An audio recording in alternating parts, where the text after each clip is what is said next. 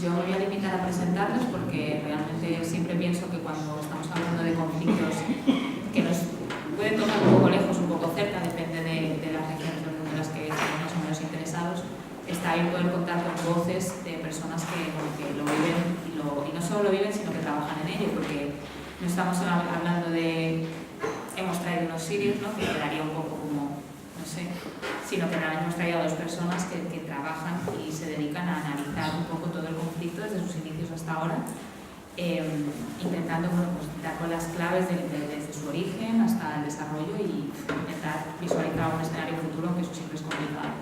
Ellos trabajan en un colectivo, en una página, en un grupo llamado Al-Jumhuriya, y así que es el jefe de edición se encargará de explicar cuál es el cometido exacto de este grupo y de esta página y todo el trabajo que desarrollan. Pero bueno, a mí me gusta especialmente y me parece que representa muy bien lo que ellos dos son, porque es una forma de dar a los sirios voz a la hora de analizar su propio conflicto, ¿no? Más allá del posicionamiento que se pueda tener o no se pueda tener, es una forma de que sean ellos mismos quienes también puedan analizarlo, ¿no? Y no siempre traer a alguien de fuera que sabe mucho, no se niega, pero bueno, que siempre está bien contar con esas voces que además son críticas y perfectamente fundamentados todos sus argumentos. Así que os voy a dejar ahora con Yasen Sueja, que como he dicho es el jefe de edición de Al-Jumhuriya, y luego hablará Karan Ashar, que es el director de Al-Jumhuriya. Voy a hacer solamente una puntualización porque, bueno, sí, se ha dicho, se acaba de decir lo que representan a la oposición. Evidentemente sí que son opositores al régimen de Bashar al-Assad, pero no son políticos, es decir, no ejercen la política, no pertenecen a un colectivo político, sino que bueno, son opositores independientes en el sentido con una visión concreta, que serán ellos los que nos van a explicar mejor. Y sin más os dejo con Yasin para que nos explique un poco ese concepto y esa visión de la Al-Jumhuriya y nos cuente lo que considera oportuno.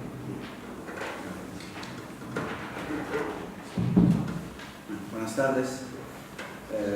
Muchas gracias a Naum por la presentación y muchas gracias a la organización por tener esa oportunidad de venir a Gijón a hablar sobre Siria y a mí que me traigan tan cerca de mi otra tierra, que es Galicia.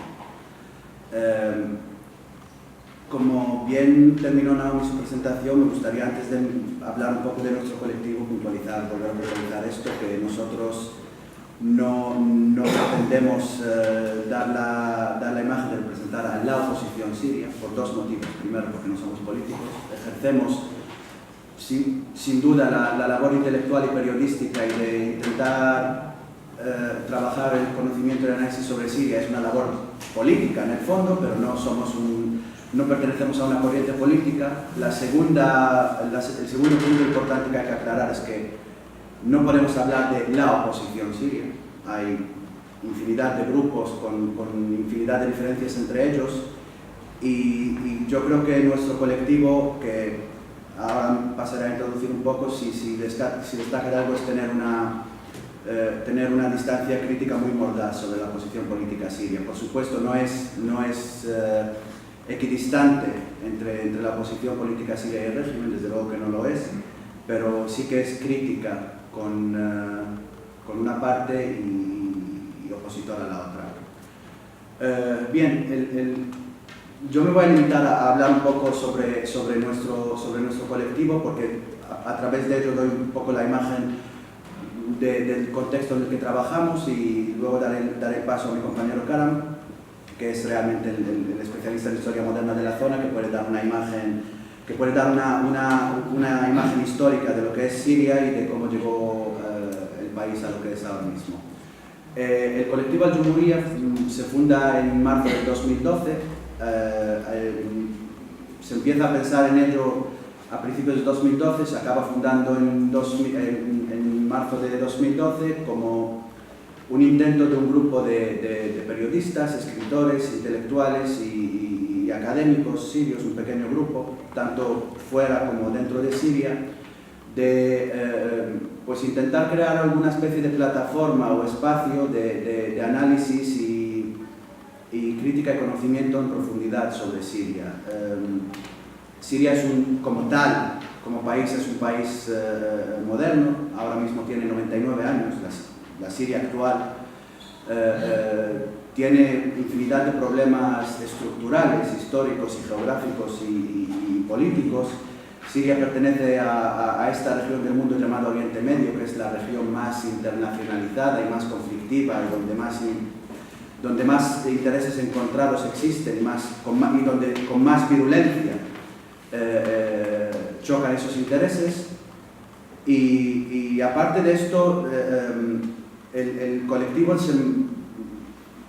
se clasificó desde un principio pues, con el denominador común de sus miembros fundadores, que somos de izquierdas.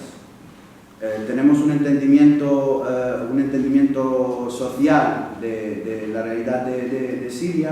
Creemos que el conocimiento sobre Siria, no solo lo que conoce el mundo sobre Siria, sino incluso el campo de conocimiento sobre Siria dentro del mundo árabe, es de un carácter marcadamente político, en el sentido de la alta política. Se sabe mucho de dictadores, de generales, de ejércitos, de servicios secretos, de oleoductos, de potencias, etcétera, etcétera.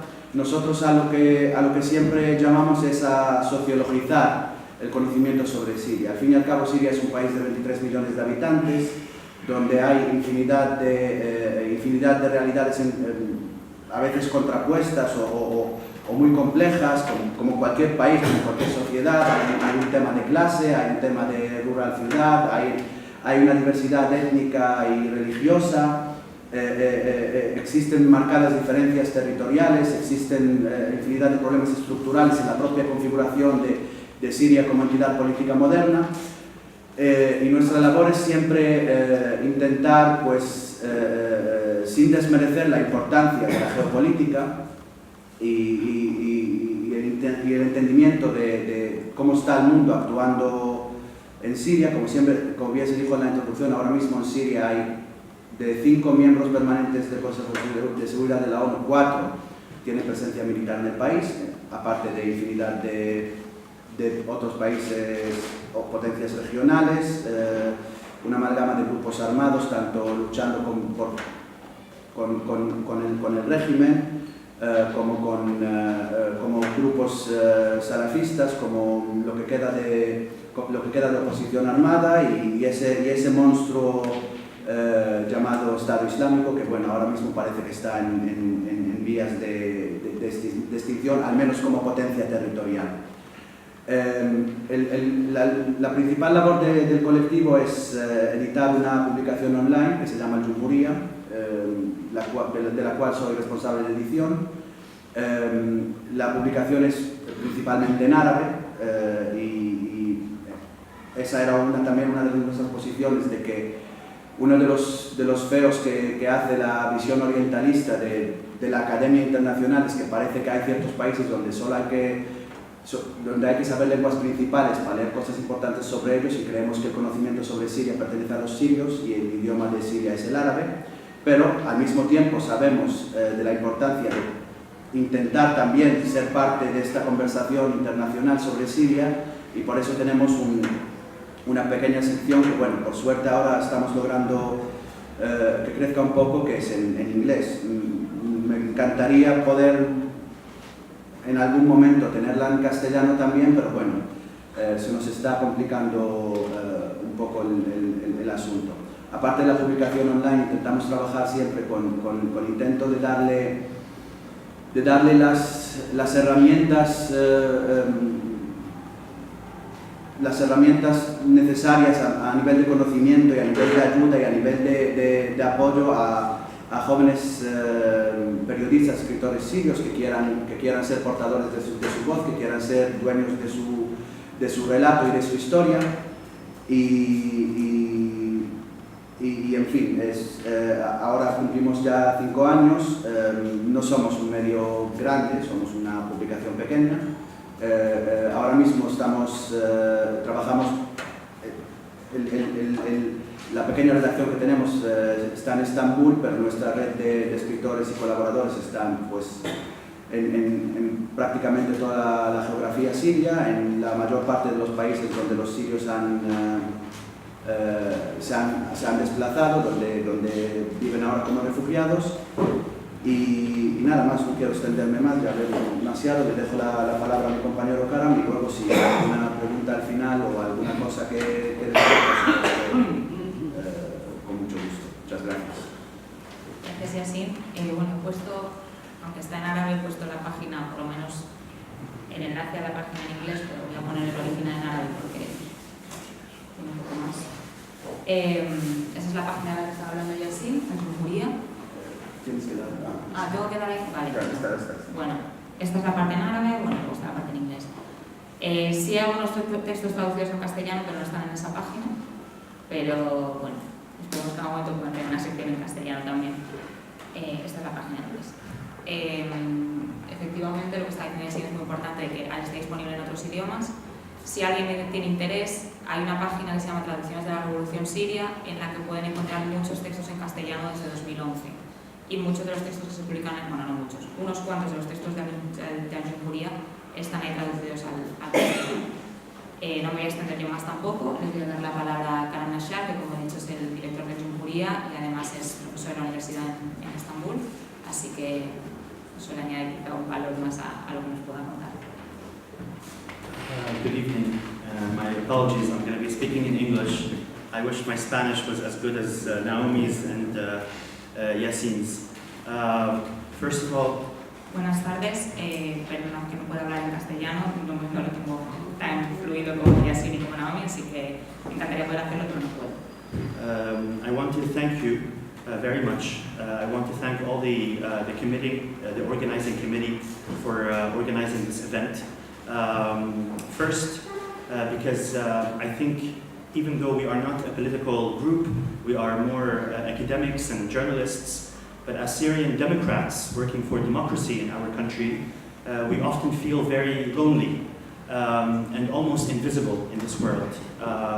And so when we are reminded that people everywhere in the world, and in Spain, and in Gijón, and in Oviedo, like there are people interested in to understand Syria and to express forms of solidarity with Syria, it feels really heartwarming for us. The second reason. En primer lugar, quiero agradecer al comité por haber organizado esto por muchas razones. Primero porque, bueno, aunque efectivamente no somos políticos, no somos oposición política como tal, pero bueno, somos académicos, somos escritores, somos periodistas y somos demócratas ante todo. Y tenemos la sensación muchas veces que siendo demócratas en este mundo estamos un poco solos, sobre todo en el contexto sirio, y nos gusta saber que en diferentes partes del mundo, como pues Gijón, Oviedo o cualquier otra parte de España o del mundo, hay gente interesada precisamente en lo que está pasando en Siria y que nos llamen para venir a este tipo de actos que nos hace sentir como más a gusto y mejor. I also want to thank you personally because I come from one of the oldest cities in the world, Aleppo, and Aleppo is the first city in the Muslim world where Europe started opening consulates in the 15th and the 16th century. And so when you invite me to such a beautiful part of Spain, to Asturias, to all the beautiful historic cities here, you make me also remember my own city, which unfortunately I cannot go back to. So this is an emotional and a personal thank you. Y en lo personal y emocional quiero decir también que bueno, yo vengo de Alepo, que es una de las ciudades más antiguas en el mundo y que fue una de las primeras, bueno, fue la primera ciudad en la que los estados europeos empezaron a abrir consulados, y cuando me invitan a una ciudad tan bonita como puede ser Gijón, como puede ser cualquier sitio de Asturias o cualquier parte de España, me siento un poco recordando esa ciudad a la que ya no puedo volver. Now, you might wonder, and this is how I want to start my brief talk, why is it that I can't go back to Aleppo? A lot of people are talking now that the war in Syria is coming to an end, that a legitimate government is winning over terrorists, that peace is coming back to Aleppo and is coming back to Syria. So why is it someone like me, who is not political, just an academic or a journalist, cannot go back to my country? Entonces quiero empezar precisamente mi charla diciendo por qué no puedo volver a Alepo, porque yo, un académico, una persona normal, que no soy oposición, que no soy político, como tal, no puedo volver a mi país porque estamos oyendo, perdón, a mi ciudad que es Alepo, porque estamos oyendo que la guerra en Siria está terminando, que va a volver la paz, que hay un gobierno legítimo que está ganando a los terroristas y que va a establecer esa paz que necesitamos en Alepo y en Siria, y sin embargo yo no puedo volver. ¿Por qué no puedo volver? And to explain this to you, I would like to take you back just a few weeks back in time to the beginning of September, when one of the most powerful and most senior generals in the Syrian army, Al-Amid Aissam Zahreddin, a very high-ranking official in the Syrian army, made a statement that went viral on YouTube, in which he said, don't you dare, he addressed himself to all the Syrians who left the country in the last 7 years. And he told them very clearly, don't you dare come back to the country, because if you come back, we will be waiting for you. Para responder a esto voy a volver tan solo unas cuantas semanas en el tiempo, a principios del mes de septiembre, cuando uno de los oficiales más alto rango del ejército sirio hizo un vídeo que apareció en YouTube y se hizo viral en internet, en el que se dirigía a todos los sirios que han abandonado el país en los últimos 7 años y les decía claramente, no os atreváis a volver porque os estaremos esperando. Now this statement, a general from the Syrian army, addressing himself not to terrorists, not to political activists, not to specific agents of imperialism, but actually to the entire Syrian population that left the country, and telling them, why don't you dare come back.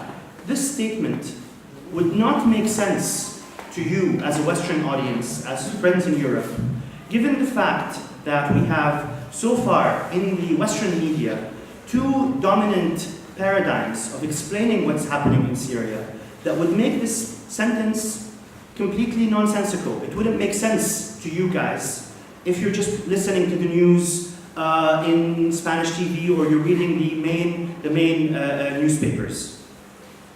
Si uno está siguiendo las noticias en Siria, tal y como están apareciendo, en el que hay 2 narrativas fundamentales o 2 formas de explicar lo que está pasando en Siria, este tipo de declaraciones por parte de un alto rango del ejército sirio no tendría que tener ningún sentido, porque no se estaba dirigiendo ni a terroristas, ni se estaba dirigiendo a agentes concretos del imperialismo, ni a activistas políticos, sino que se estaba dirigiendo realmente a su propia población.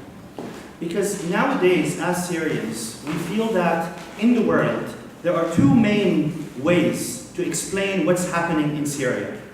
The first is to say this is a war against terrorism. You have a legitimate government fighting terrorist groups, and so this government is supposed to be fighting on behalf of the entire Syrian people. Logically speaking, it should be waiting for the war to end to welcome all the refugees, because according to this theory, the refugees are not the victims of the Syrian government, they are the victims of terrorist groups, of the Islamic State, of Al-Nusra Front, of all these different jihadist groups. He mencionado que hay dos narrativas o 2 formas de explicar lo que está pasando en Siria. Una de ellas, que según si seguimos los medios, es que hay un gobierno legítimo que está luchando contra los terroristas y que técnicamente está protegiendo a los sirios. Luego, en el momento en que acabase con esos terroristas, estaría deseoso de volver a recibir a toda esa población siria que habría tenido que huir no por la represión de ese gobierno, sino por culpa de los terroristas. Now obviously this particular way of explaining what is happening in Syria is very common among the right in the world, and yet it is also what the regime wants you to believe, it is what the Russians want you to believe, it is what the Iranians want you to believe, and unfortunately, even though I personally as a leftist think of the entire discourse of the war on terror as a very reactionary political paradigm to explain what is happening in the world, nevertheless it seems to be gaining popularity and respect among important segments of the international left. Y esta es precisamente la teoría que más me gusta a la derecha, que es lo que quiere que creamos, lo que Rusia quiere que creamos, lo que Irán quiere que creamos. Y yo personalmente estoy viendo también que, y me duele decirlo porque yo soy de izquierdas y considero que pertenezco a esa corriente, que hay determinadas corrientes de izquierda que también están comprando este discurso, y eso a pesar de que yo mismo, como persona de izquierdas, considero que esta guerra contra el terrorismo es un discurso demasiado reaccionario. Or the other way of explaining what is happening in Syria is to say that this is just about different countries fighting over geostrategic interests. It's about Russia and the United States of America and Iran and Saudi Arabia and Turkey. So the Syrian war, one of the biggest tragedies in the last 100 years of human history, becomes just a geopolitical fight among different states in which, among the left in particular, the regime is represented as defending Syria against certain imperialist intervention. And according to this paradigm as well, why should this regime warn the Syrian people to come back to their country? I mean, if the regime is actually defending the country from imperialist forces, it should be happy that the war is ending, that we defeated imperialism, and that for the people should come back. Y el otro paradigma de explicación es el que dice que bueno, lo que se está librando en Siria realmente es una lucha geopolítica, diferentes poderes enfrentados, Irán, Arabia Saudí, Estados Unidos, Rusia, Turquía, es decir, todos los poderes de alrededor, y que entre ciertos colectivos de la izquierda el régimen estaría representando el papel de la defensa de Siria contra toda esta lucha internacional que se estaría dando en el país. Pero según esa teoría tampoco tendría sentido que un general o un alto cargo del ejército estuviera previniendo a los sirios diciéndoles no vengáis una vez hubiera acabado esa guerra. Es decir, tendrían que estar contentos de que esa guerra entre poderes estuviera acabando en Siria para recibirlos. Y sin embargo les está diciendo no vengáis porque os estamos esperando. In fact, the main argument that I want to make here is that the only paradigm, the only explanation through which such a statement from a general in the Syrian army, addressing himself to more than 4 million people, 4 million refugees, telling them not to even dare to come back, the only way we can explain this is to actually agree altogether that what Syria witnessed in 2011 was a popular social revolution, a popular democratic revolution supported by different segments of the Syrian people against one of the most brutal regimes in the Arab world and in fact in human history, in modern history. Entonces la única forma de explicar que realmente un general de un ejército se vaya a lanzar el mensaje a 4 millones de refugiados sirios que han tenido que abandonar el país y les diga no se os ocurra volver es estar todos de acuerdo en que lo que hubo en Siria en 2011, lo que vimos en Siria en 2011 fue una revolución popular y social, una revolución democrática contra uno de los regímenes más bárbaros y más brutales que han existido en esto. And so if you leave this hall today and you meet some of your other friends and they tell you, I know what's happening in Syria, it's a war against terrorism. Or I know what's happening in Syria, this is just a war against, this is the Syrian regime, it's a good regime, it's a progressive regime, it's a legitimate regime fighting imperialist forces. I would hope that you would be able to tell them, no, this is not what actually happened. If you look back at the history of the last 7 years, if you listen to the Syrian voices who lived through the tragedy of the last 7 years, if you listen to the statements of the Syrian officials themselves, then you would know that what happened in the country is so much more complex than that, and at the heart of it is this democratic revolution that took place in 2011. Así que lo que me gustaría esperar de hoy es que cuando salgan de esta sala, si tienen a alguien que se acerque y les dice yo sé lo que está pasando en Siria hay una guerra contra el terrorismo, o en Siria hay una guerra contra todos los intereses imperialistas que están confluyendo dentro de Siria, seamos capaces de decirle no, eso no es así. ¿Y cómo lo sabemos? Porque hemos estado analizando todos los últimos 7 años de historia de Siria, porque hemos escuchado las voces sirias y animar a otras personas que lo hagan. Es decir, analicemos estos años de revolución, escuchemos a las voces sirias, tengamos en cuenta lo que ha pasado y que además han estado viviendo esa situación y estemos de acuerdo en que ha habido una revolución popular democrática en 2011 en Siria. And in fact, if you look a little bit at some of the major works about Syrian politics and Syrian history, I think it can be what happened in 2011, the social explosion that happened in 2011, can be very easily explained. If we believe that people explode, that people go out against a certain regime for a multitude, for different socio-economic and socio-political reasons, because they want a world which is free, they want to live free, they want a just society, they want to have a certain dignity, then you can see that in the last 30 years, and this is stuff that we published in Al-Jamhuriyya, by the way, a lot of studies, the Syrian regime, the so-called progressive Syrian regime, followed socio-economic policies that created a very rich state bourgeoisie and masses that were becoming more and more poor, especially in the last 10 years. The Syrian regime shifted from towards a very neoliberal economic policies that left especially the Syrian countryside and major sections of the Syrian cities poorer and poorer. And it's no coincidence that the explosion that happened in 2011 was based there. It started there from the Syrian countryside and the poorest neighborhoods in Syrian cities.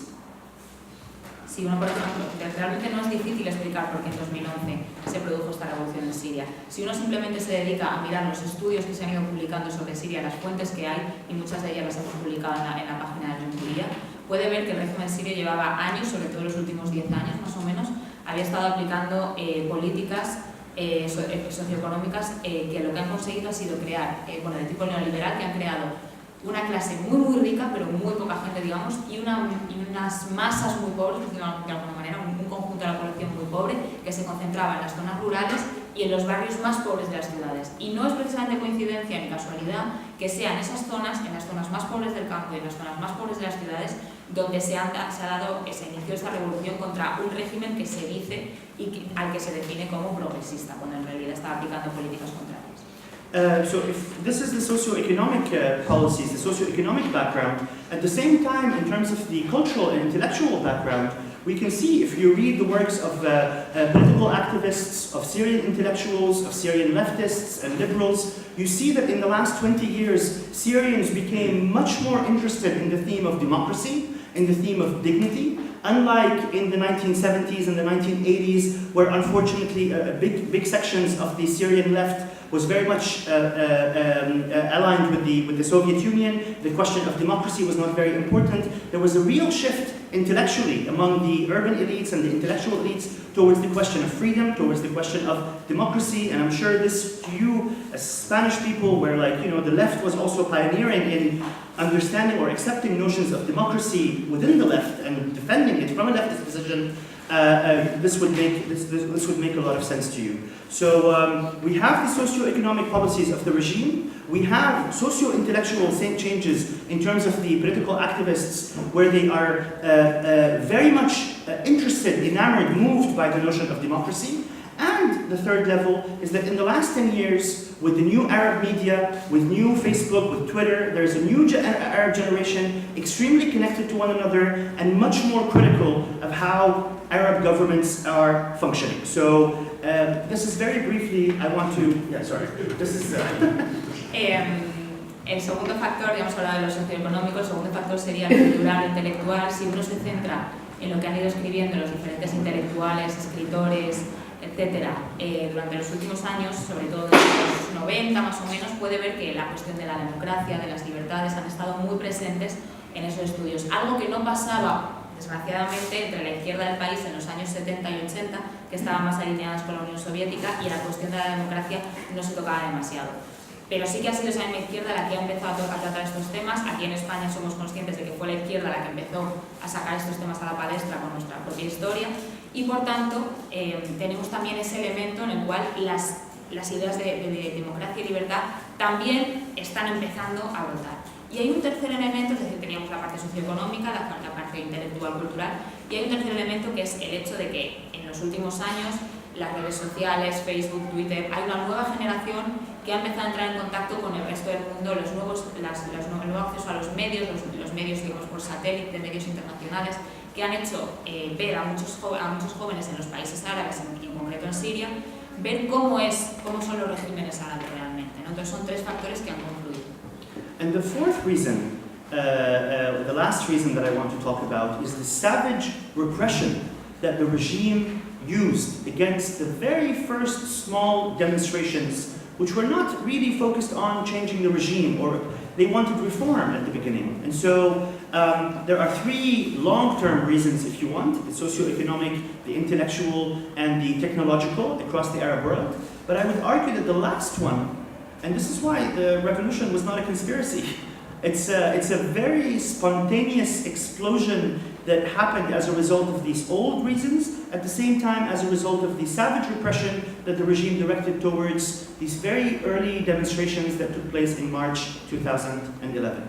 Los primeros tres factores que he mencionado serían a largo plazo, pero sí que hay un cuarto factor que considero que es precisamente el que explica que esto no se pueda considerar una conspiración contra Siria, y es la propia represión que ejerció el régimen contra las manifestaciones que realmente fueron movimientos muy espontáneos que se centraban en pedir libertad, algo de cambios, pero ni siquiera buscaban un cambio de régimen.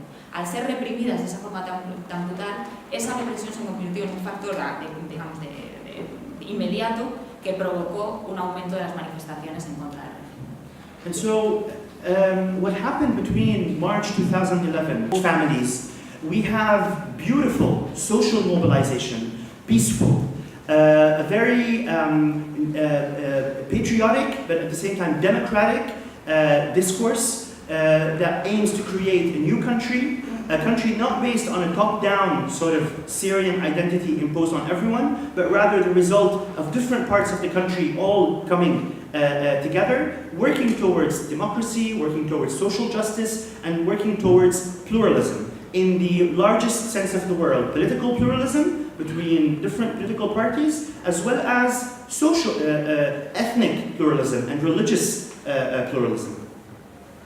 Entonces, lo que hemos visto en Siria desde marzo de 2011 hasta aproximadamente mediados de 2012, lo que es un año y un par de meses más, es precisamente una movilización popular en la que todos los diferentes segmentos, todas las partes de Siria se estaban movilizando para conseguir una Siria democrática, una Siria plural, plural en todos los sentidos, plural en lo político, plural en lo social, en el sentido de que hay diferentes culturas y diferentes etnias, frente a una identidad siria que se imponía desde arriba, desde el régimen, entendida de una forma concreta. Entonces, toda esa explosión de actividad, digamos, pacífica y plural en la que todos confluían es lo que realmente hemos visto en ese primer año de revolución.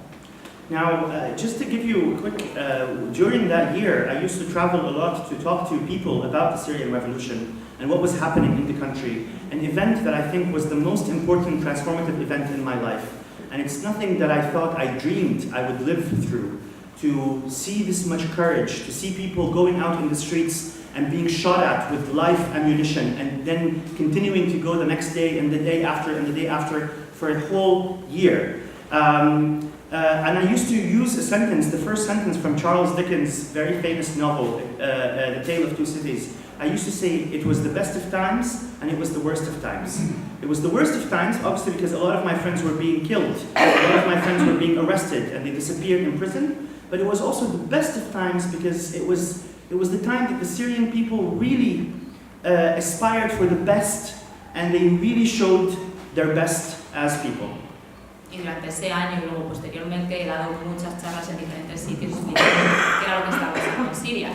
Una situación que yo nunca había imaginado que iba a pasar. Es decir, ver a toda esa gente saliendo a la calle, el coraje y la valentía que implicaba salir a la calle sabiendo que les iban a disparar con fuego real, es decir, no eran balas, no eran pelotas de goma lo que les lanzaban, para mí, bueno, pues era maravilloso. Entonces, cuando yo explicaba eso, siempre utilizaba la primera frase de la historia de dos ciudades de Charles Dickens, que dice, fue el mejor de los tiempos y también el peor de los tiempos. Evidentemente fue el peor de los tiempos porque muchos de mis amigos fueron asesinados, fueron detenidos, en fin, los perdí de alguna manera, y por otra parte fue el mejor de los tiempos porque fue el momento en el que vi realmente a todas esas personas, esa explosión de búsqueda de democracia y de libertades y de activismo social.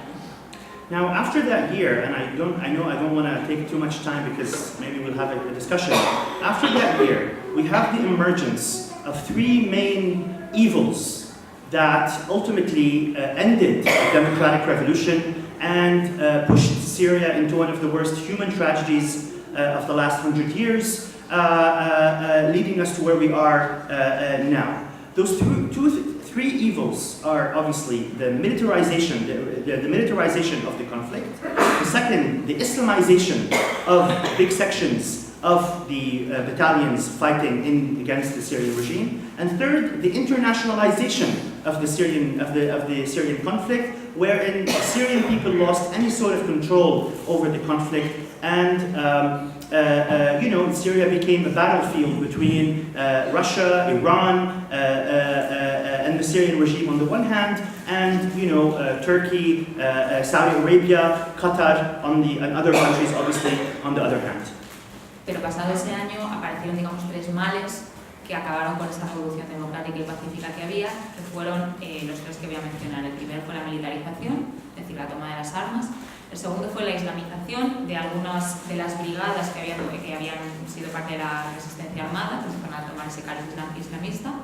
Y por otra parte, la internacionalización. ¿Qué quiero decir con internacionalización? Pues toda la confluencia de poderes que estaban, digamos, luchando en Siria por diferentes motivos y que hicieron que los sirios tuvieran la posibilidad de controlar realmente lo que estaba pasando en el país y poder ser ellos quienes decidieran cómo evolucionaban las cosas.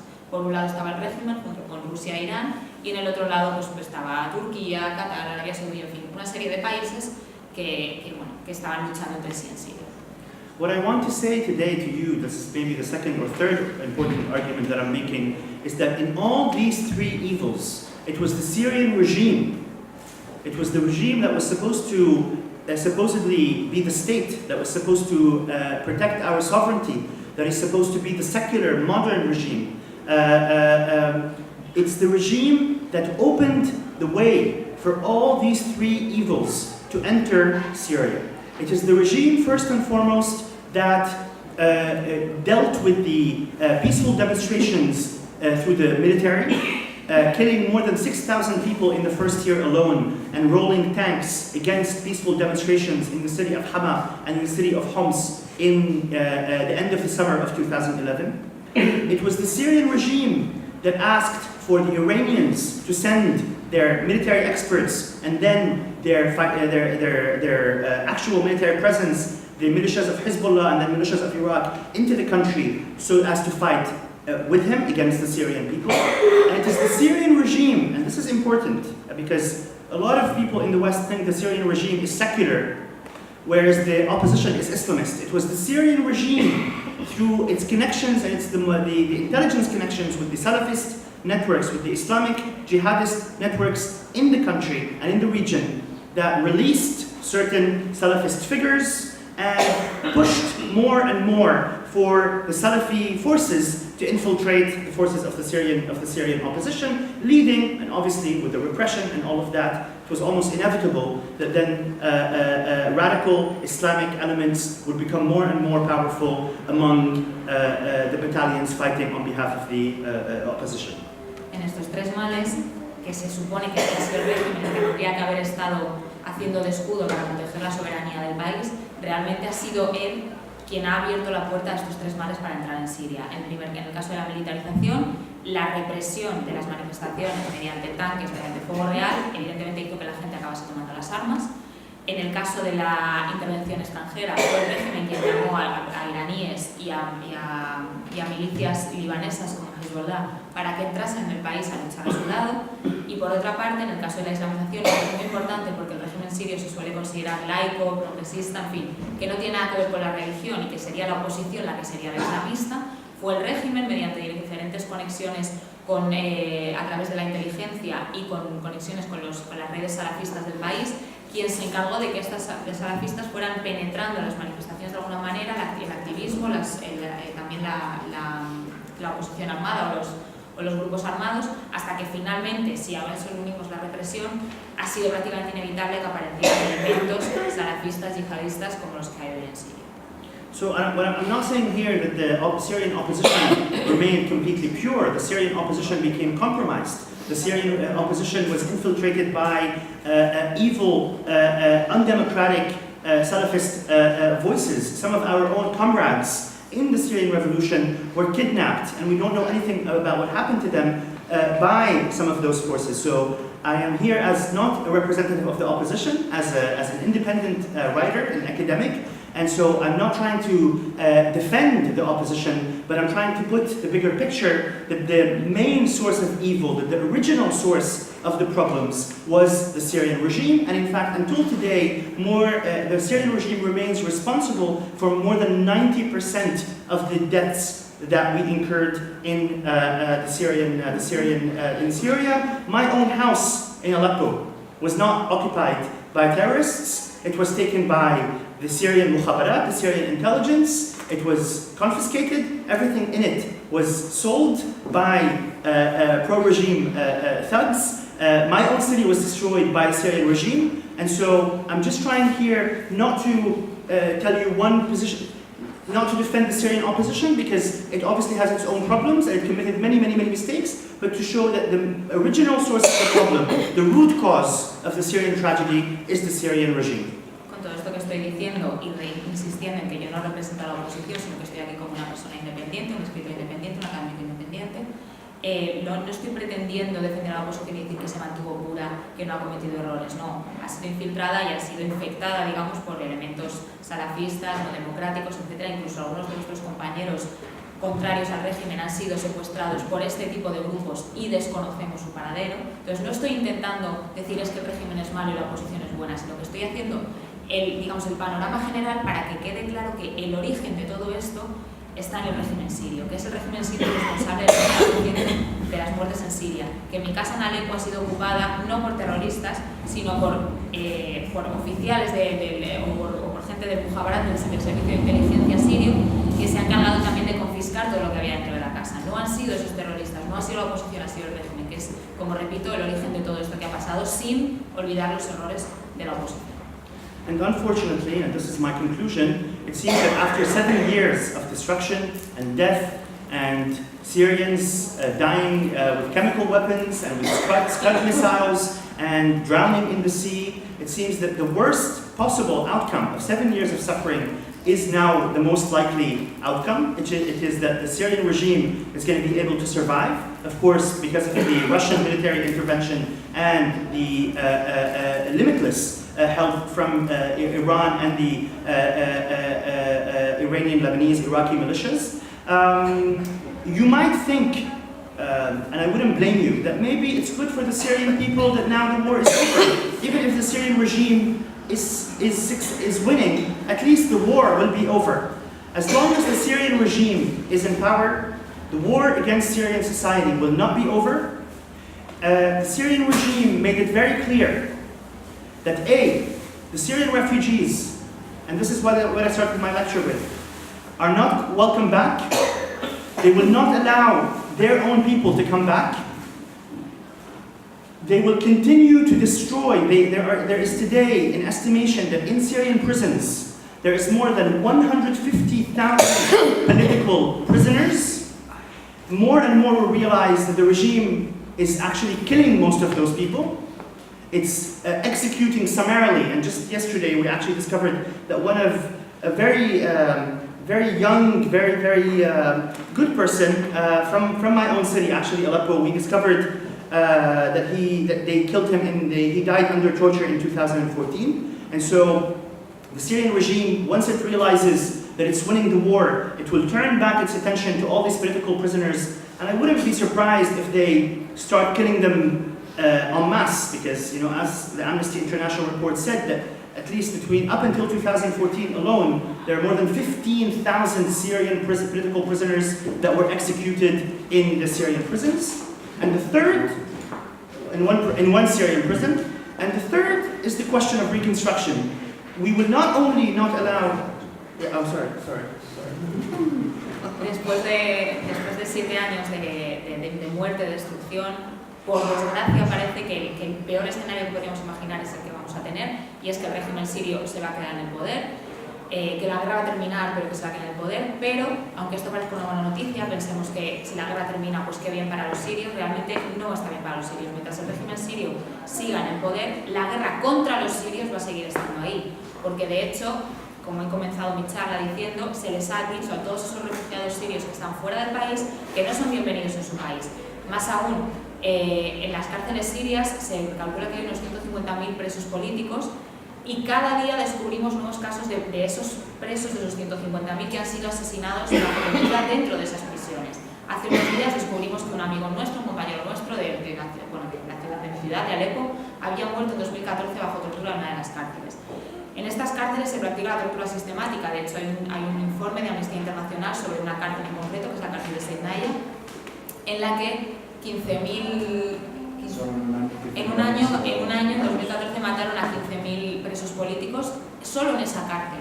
En el momento en que el régimen gane la guerra, o digamos que lo que es la violencia en masa termine, va a dirigir toda su atención hacia estos presos políticos que fueron el origen de todo esto, ¿no? Todos aquellos que se oponían a él. Y no me sorprendería en absoluto que terminasen todos matándolos a todos digamos, en masa, ¿no? a la gran escala.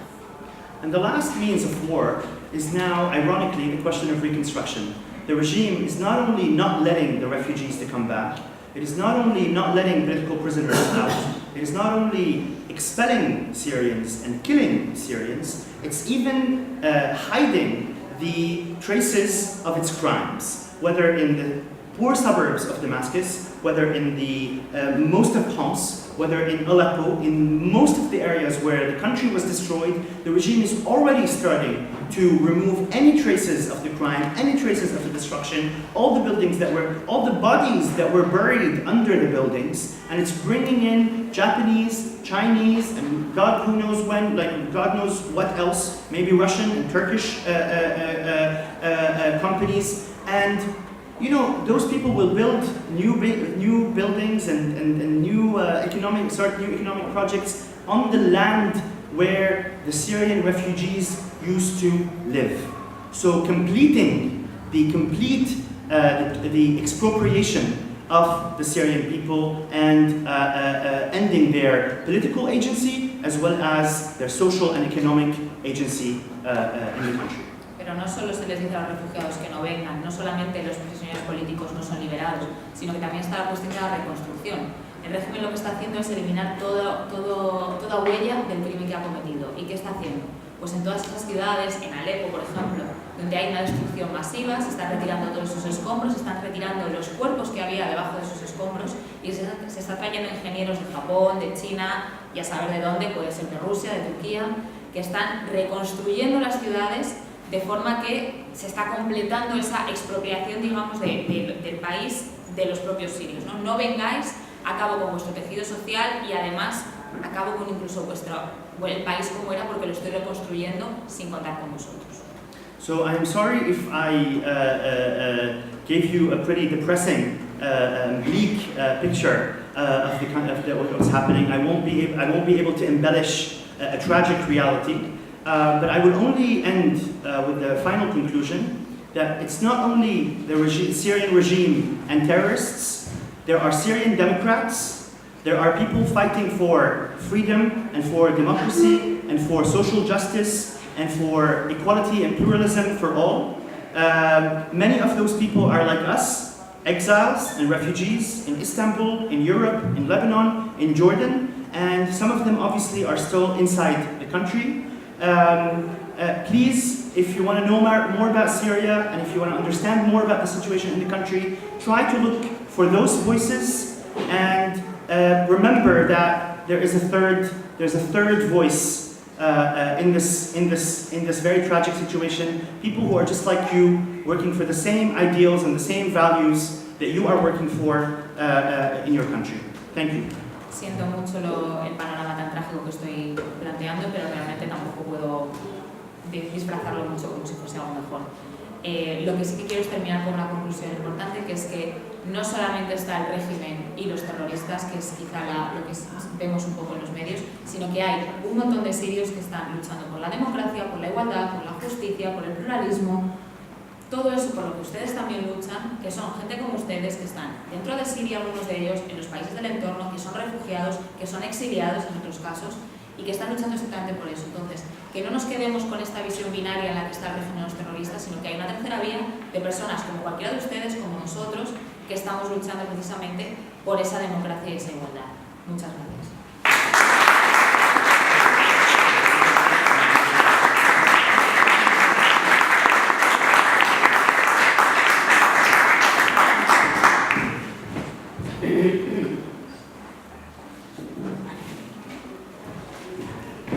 Bien, pues agradecemos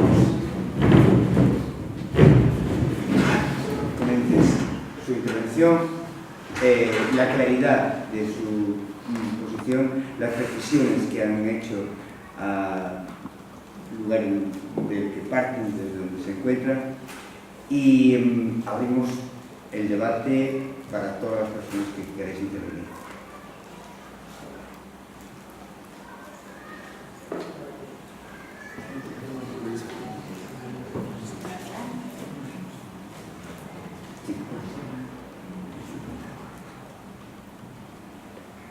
Sí. No hay nadie primero. No. Vale, vale. ¿Necesitas el micrófono? No, pero que no hace falta, ¿no? Vale. Nada. Bien, bien. Bueno, yo realmente quiero agradecer a los tres, pero bueno, particularmente a los dos ponentes, el haber venido y la información que nos habéis transmitido. A mí me parece realmente interesante y además, bueno, como suele ser muy escasa, por no decir casi nula, ahí, desde esa perspectiva, pues me parece entonces doblemente interesante. Yo quería solamente hacer una pequeña consideración personal y una pregunta. Como consideración personal, yo me parece muy importante que efectivamente las primaveras árabes, que fueron movimientos fundamentalmente por la democracia y resulta que están terminando todos ellos, salvo quizás el caso de Túnez, en dictaduras, nuevas dictaduras, pongamos el caso de Egipto, es decir, que reprimen todo lo que había de movimientos sociales, sindicales y ya no digamos políticos.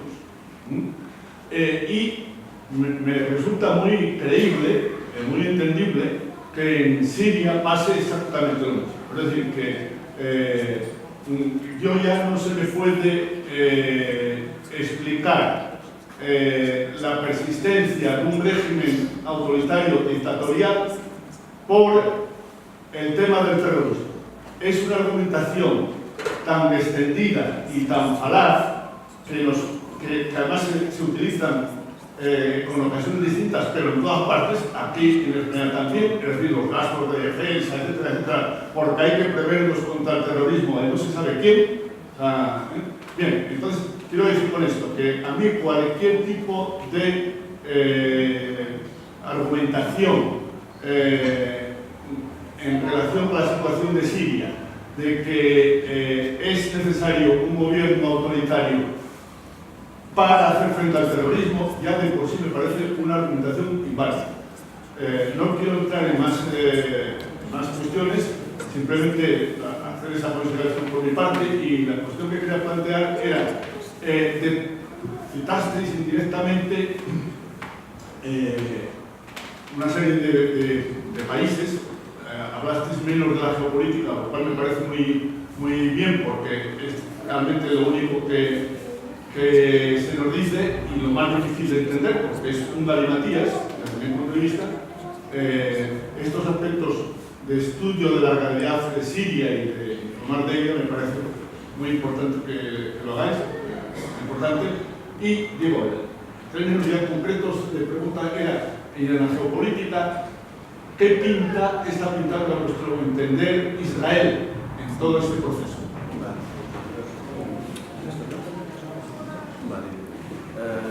Primero, muchas gracias por tus palabras, me emociona mucho.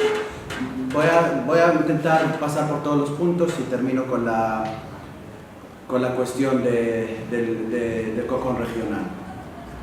La primera es, primero, lo de que la información es escasa. Nosotros, la verdad, tampoco aquí dimos gran cosa. Al fin y al cabo, Siria tiene una realidad muy compleja, donde, sobre todo a partir de 2013, que denominamos el año terrible de Siria, 2013, a partir de este año pues aún se atomiza muchísimo más. O sea, hoy no nos sería suficiente ni siquiera un congreso entero para poder abarcar la situación entera, porque probablemente hoy tendríamos que ir de ciudad en ciudad. Siria ahora mismo está dividida de facto en zonas de influencia, algo de Estados Unidos, algo de Rusia, algo que están, bueno, ahí, que si uno se retira, otro vuelve, el régimen recupera cosas, vuelve a perder otras. Está ahí el Estado Islámico, que aún no está claro cuánto va a durar, etcétera, etcétera. Con lo cual, nosotros hoy probablemente lo que tampoco de información mucho, tampoco dimos aquí la idea general completa. Simplemente lo que intentamos es decir, hay unas dimensiones que precisamente debajo de la geopolítica y esta política realista, etcétera, etcétera, queda escondida, que es la realidad de un país muy complejo, con una historia muy turbulenta. Y la segunda cosa es que hay una noción del detalle que creemos que no existe por bastantes motivos. En referente a la primavera árabe, yo creo que ya a partir de 2011 había bastante alerta a nivel analítico e intelectual, sobre todo en ciertos sectores de izquierdas, en sus diferentes corrientes árabes, que sabemos la historia un poco y después de cada revolución hay que esperar la contrarrevolución. Y después de cada reforma hay que esperar la contrarreforma. Siempre los poderes de facto nunca se resignan a perder y retirarse honorablemente, siempre intentan reconfigurarse. Y ahí, por ejemplo, se puede entender que un movimiento como en Egipto haya terminado con Egipto dominado pues con el otoño del patriarca, que es el Sisi. Con eso le pido perdón a Márquez, pero bueno, es que no se le puede denominar de otra manera.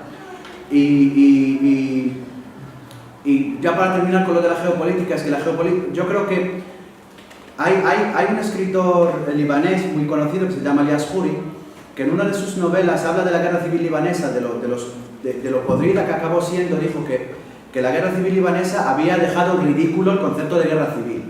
Pues yo creo que el ejemplo de Siria dejó en ridículo el concepto de geopolítica. Porque yo creo que el único que podría darnos un entender de cómo están actuando todas las potencias, por desgracia ya está muerto, que era Berlanga. Porque hubiese hecho una segunda parte de la escopeta nacional que hubiese sido increíble. Porque nadie ahora mismo entiende dónde están aliados, por ejemplo, Turquía y Rusia, y dónde se pelean. Estados Unidos, dónde está profundamente de acuerdo con Putin y dónde no lo está. ¿Qué futuro le espera a las zonas que están ahora mismo retomando del control del Estado Islámico? Es que nadie tiene ni idea, yo creo que ni siquiera ellos. E Israel no queda lejos de este panorama. Yo creo que, al fin y al cabo, a Israel lo que más le interesó fue que hay una configuración del gran juego en Oriente Medio, que era que puede haber regímenes más díscolos o menos díscolos, más proamericanos o menos, pero siempre todo se movía dentro de una esfera en el que parecía a veces que todo se desencadenaba, que iba a haber el Armagedón allí, pero bueno, al final nunca cambiaba nada. Y yo creo que toda la configuración geopolítica que existió ahora mismo en Oriente Medio acabó con esto. Por ejemplo, cuando empieza la intervención directa rusa en Siria,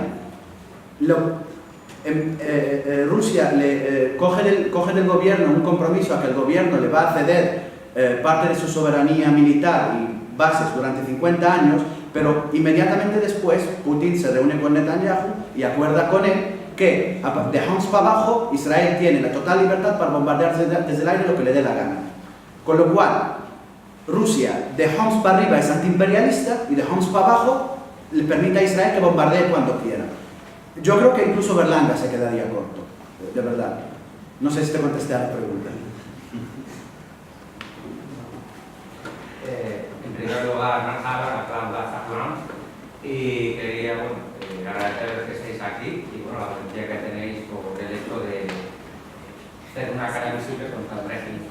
Esta semana de actualidad han puesto un documental que está de actualidad aquí en la televisión española sobre la represión de Assad en el país, y quería saber si tenéis algún tipo de relación o colaboración con estas asociaciones que luchan para conseguir que esta persona, todo el gobierno, sea considerado como un criminal contra la humanidad por el genocidio que está haciendo en el país.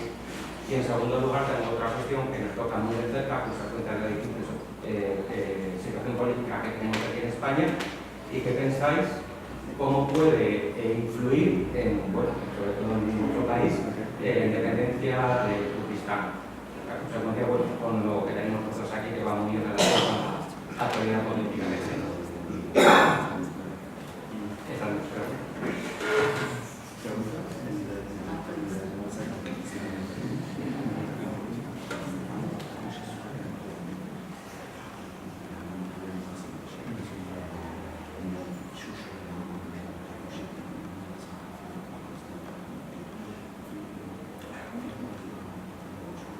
Aclaramos para todos los que nos estáis aquí sentados que tú tal vez no estéis en la última parte de la información, que Kurdistán aprobó por abrumadora mayoría un referéndum de independencia y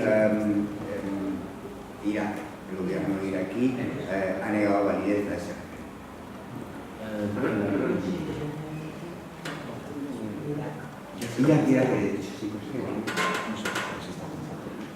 Thank you so much for these questions. They're very, very important. We have one of the most important initiatives that came out of the Syrian revolution was a very keen interest in documentation. In fact, one of our closest friends, mom's side of the family and my dad's side of the family, people who just disappeared. We know that the mukhabarat, the intelligence, took them in the early 80s, but we don't know if they were alive, how they died, where they went. We don't know. This time, we are better. We are documenting and we are creating data.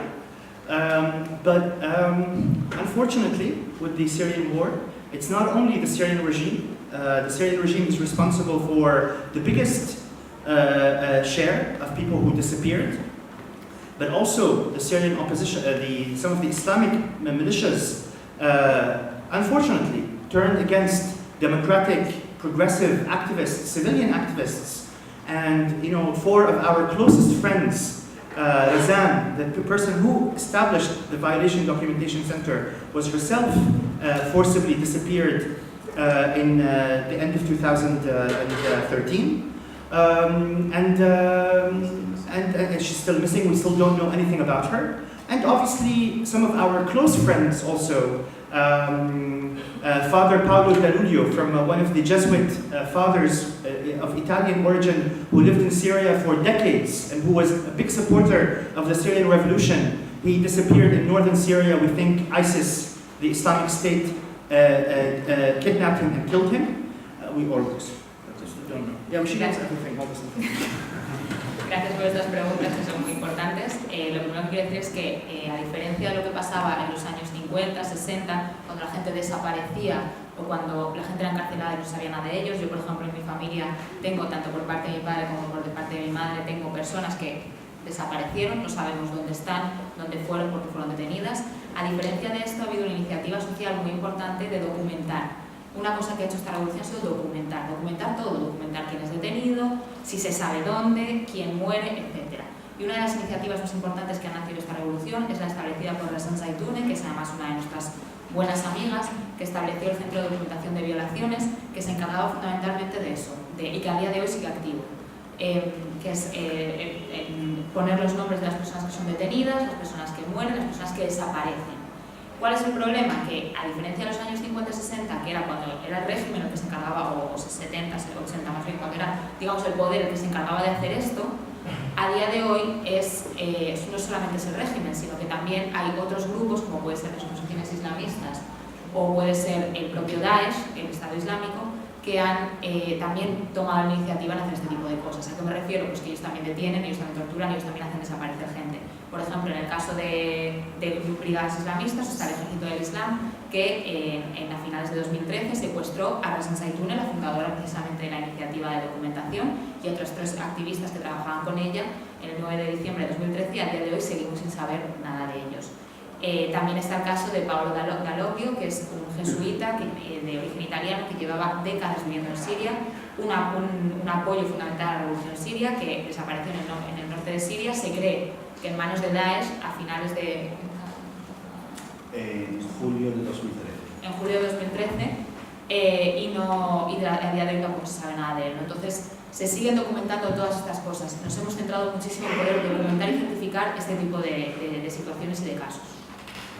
Concerning the second question, which is a very difficult or a sensitive question, and this is my own opinion as Karam. It's not like there's no political body that I represent again, but I think with Kurdistan, I happen to believe in 2 main principles. The first principle is the right of national self-determination. And I also believe, in terms of governance, in the biggest degree of decentralization. So for Iraqi Kurdistan, I think it is the right of the Kurdish people to throw this referendum and see who's against and who's with. I also believe that future Syria, and not just in the Kurdish areas, but in all the areas, should be as decentralized as possible.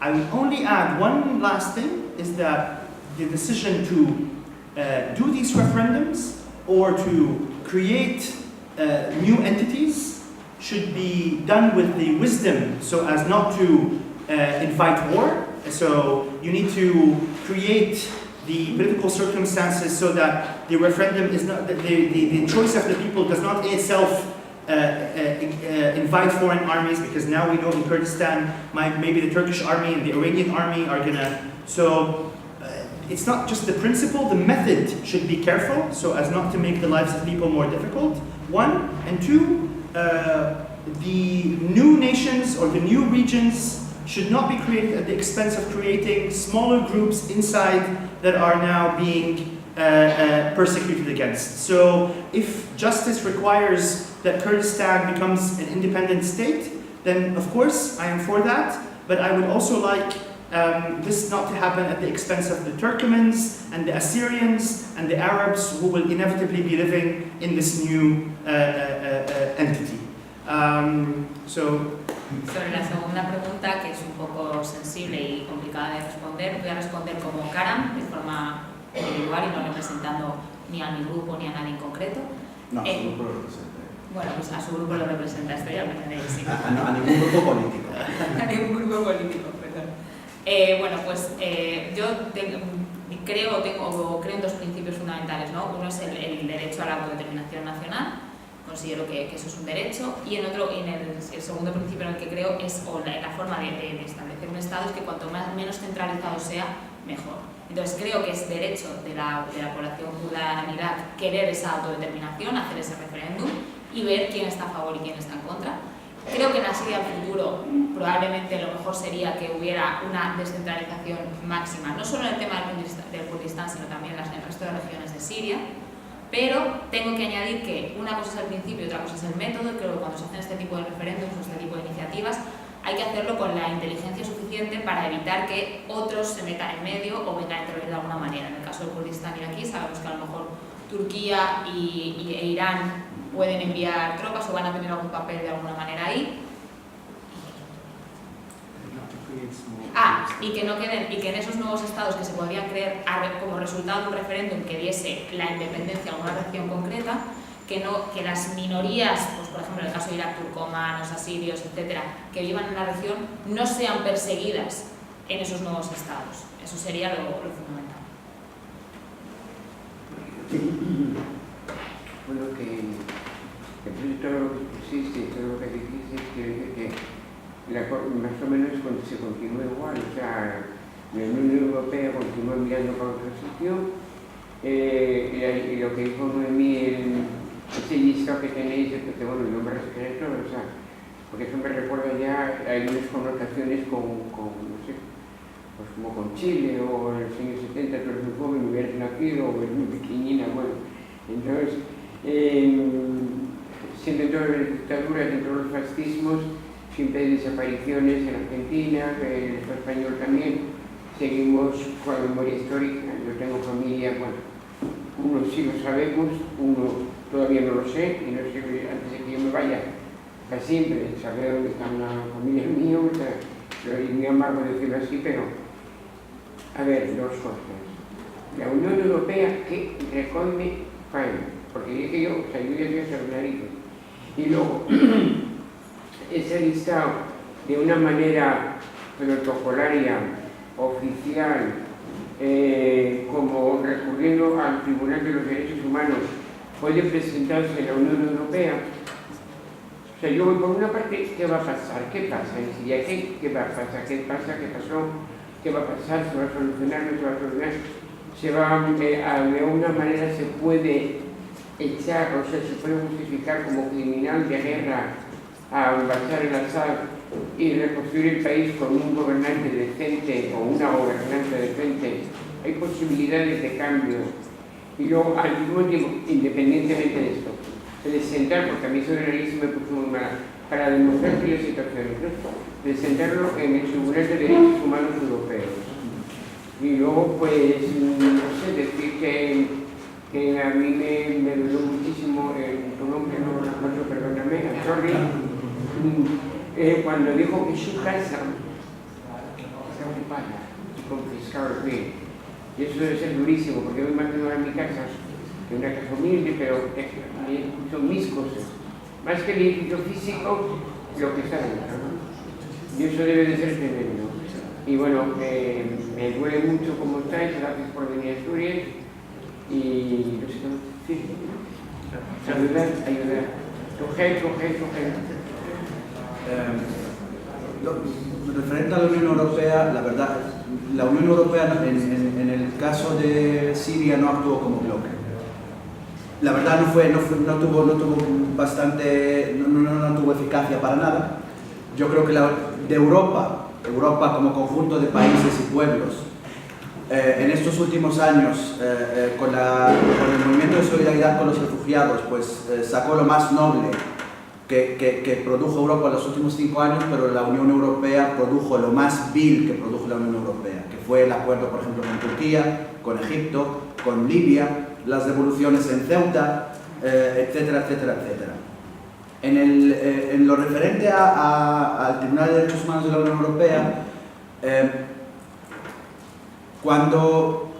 y eso creo que lo conocemos muy bien, cuando no se quiere hacer algo se recurre a tecnicismos. El Tribunal de Derechos Humanos de la Unión Europea no tiene potestad con Siria, porque Siria no es un Estado miembro.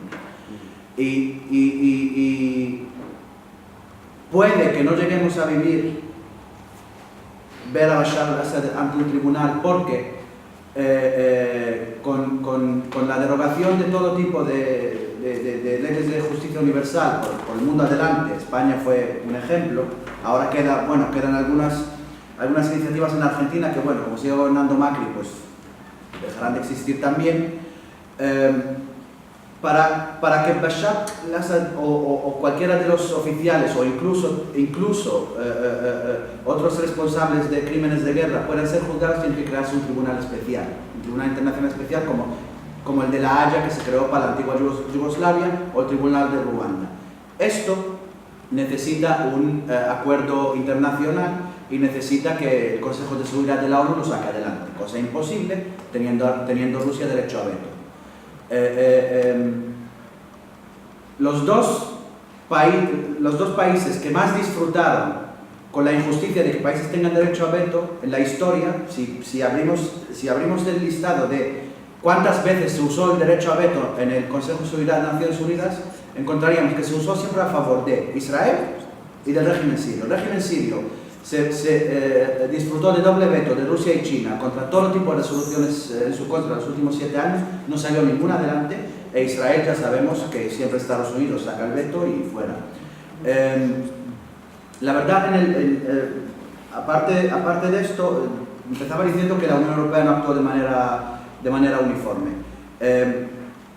Probablemente en algunos momentos el país que más tuvo posición más enfrentada al régimen sirio fue Francia, un poco menos Alemania. Gran Bretaña tuvo pues su gestión política de las últimas 2 décadas, que es lo que diga Estados Unidos, y me duele pues porque igual que sirio soy español, que la posición del gobierno español tanto en los últimos años de la era Zapatero como en la era Rajoy fue vergonzosa. Hay una colaboración muy antigua entre los servicios secretos españoles y los servicios secretos sirios, cosa que fue muy beneficiosa para España en muchos aspectos. Y se documentaron muchos casos de gente que se detiene en España y está trasladada a cárceles sirias donde desaparecen. Uno de ellos fue uno de los encausados en el 11M, un chico que se llamaba Bassel Ghalium, que lo absolvieron, pero inmediatamente lo repatriaron y desapareció en Siria. España desde el primer momento, la posición era no meneéis esto. De hecho se ofreció, y eso hoy se supo al momento, España se ofreció para mediar con Bashar al-Assad y de aquella envió a un diplomático que era Bernardino León, que era colaborador de Zapatero, y Bernardino León luego lo contó, se encontró con la imagen de que Bashar al-Assad, tan chulo como es, se dedicó a a bromear con él y llamarle primo, porque Asad en árabe significa león, y le contaron que se apellida León y se dedicó en la reunión a llamarle, oh, ¿qué primo? ¿Qué tal, primo? O sea, el tío no veía nada adelante, o sea, incluso España en esa labor quedó en ridículo, como desgraciadamente es asiduo a hacer, sobre todo con este gobierno. Y una cosa, me enrollo muchísimo, una cosa solo última, la verdad me emociona un poco que haya usted mencionado el tema de memoria histórica, porque para mí, hoy que el movimiento democrático sirio está pues clínicamente muy dañado, yo creo que la principal batalla que tenemos que dar es la batalla por el relato, de que seamos dueños de qué pasó en Siria, que no venga el experto de turno a decirnos que nuestros amigos que perdieron la vida, que lo dieron todo, que no existieron. Sabemos en Siria dónde están las fosas comunes, igual que se sabe en España dónde están, sabemos dónde se hizo desaparecer gente, sabemos los métodos que utilizaron tanto el régimen durante 50 años como los grupos yihadistas en los últimos 5, los sabemos muy bien, los vivimos, y lo que no se puede hacer es que se olvide esto. De parte de madre soy gallego y soy, como todas las familias, una familia que también tiene sus historias de guerra civil, y por eso para mí tengo una sensibilidad muy especial con el tema de la memoria histórica, y es por eso que una de las cosas que utilicé en mi trabajo es que haya una sección en nuestra web dedicada a la memoria histórica, que es un concepto que no está muy desarrollado en árabe y que creo que es nuestra principal labor es desarrollarlo y que la gente tome conciencia con él. La batalla por el relato es muy importante, es tan importante como la batalla política o la batalla militar. I just want to add one important detail concerning the possibility of seeking justice and retribution for the Syrian people. Yes. Solo quiero añadir una cosa en relación a lo de pedir justicia a nivel internacional para los sirios. The Syrian conflict, and the crimes against humanity and war crimes in the Syrian conflict, as per Carla Del Ponte, who was appointed in 2012 as the chief prosecutor in order to establish a tribunal for the Syrian people to defend against crimes against humanity and war crimes. She said that the Syrian conflict is one of the best documented conflict in history. En el caso de, bueno, lo que estaba diciendo, ¿no? A la hora de pedir esa justicia a nivel internacional, me gustaría recordar que Carla Del Ponte, que fue, digamos, encargada de formar un tribunal para poder encausar cualquier ese crimen contra la humanidad o crimen de guerra en Siria, en el año 2012, dijo que el caso de la guerra de Siria, o el conflicto en Siria, era el mejor documentado prácticamente de la historia, por lo cual, eso que quede claro, ¿no? que los documentos están ahí. And I've heard from several lawyers and people on the record, international law and crimes against humanity specialized adjudicators and prosecutors have said on multiple occasions that there is now enough evidence, there's better evidence against the Syrian regime in specific that is better or bigger or enough, more than what there was present against the Nazi regime in the Nuremberg trials. There's more evidence against the Syrian regime as body of evidence than there used to be in the Nuremberg trials against the Nazis. Y he oído también de abogados,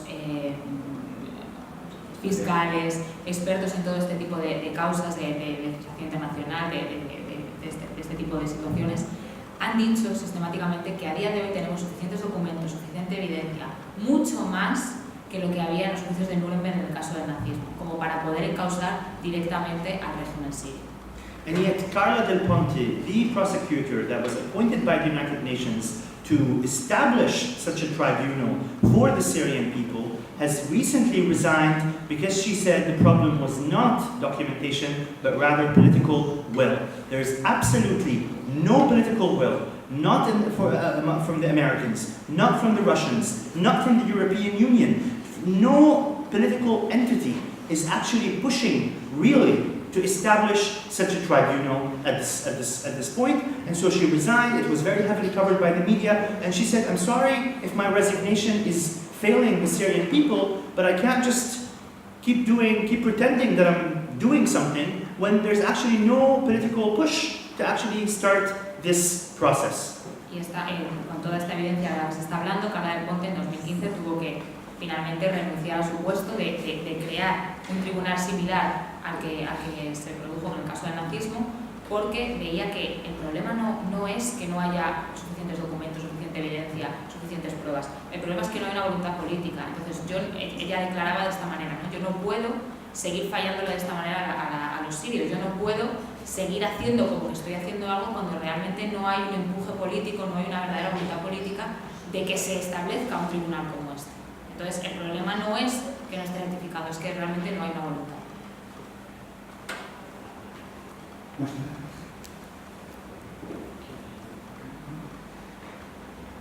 Bueno, pues entonces os agradecemos vuestra presencia. Estamos seguros de que las palabras que hemos escuchado esta tarde van a abrir como mínimo bastantes dudas en la manera de enfocar y analizar el conflicto sirio. Eso sería muy positivo que ocurriera.